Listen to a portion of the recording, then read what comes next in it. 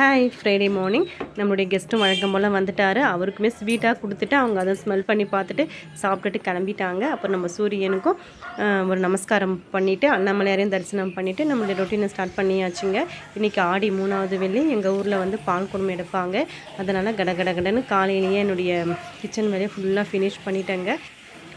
அப்புறம் எங்கள் ஊரில் இருக்க காமாட்சி அம்மன் கோவிலுக்கும் போயிட்டு 10 மணிக்கெலாம் ஸ்டார்ட் பண்ணிட்டாங்க. 10ன்றது ஒரு 10:30க்குள்ளே ஸ்டார்ட் பண்ணியாச்சு. கோவிலேருந்து அப்படியே ஊர்வலம் சுற்றிட்டு வந்தோம்.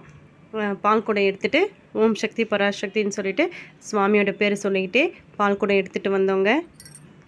எப்போவுமே வருஷம் எங்கள் ஊரில் வந்து ஆடி 3வது வெள்ளி தான் பால் குடம் எடுப்பாங்க. அதே போல் உங்கள் ஊர்லேயும் யார் பால் குடம் எடுத்தீங்க, இன்றைக்கி அண்ணா எடுத்தீங்களான்னு கமெண்ட்டில் சொல்லுங்கள்.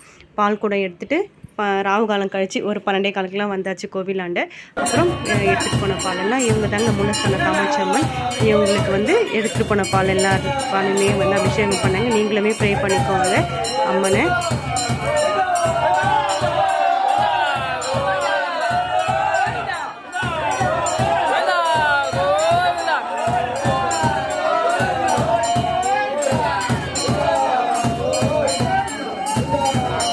அபிஷேகம்லாம் பண்ணிவிட்டு 5 வெள்ளிக்குமே ஈவினிங்கில் வந்து அம்மனுக்கு வந்து ஊஞ்சல் தாளாட்டுவாங்க.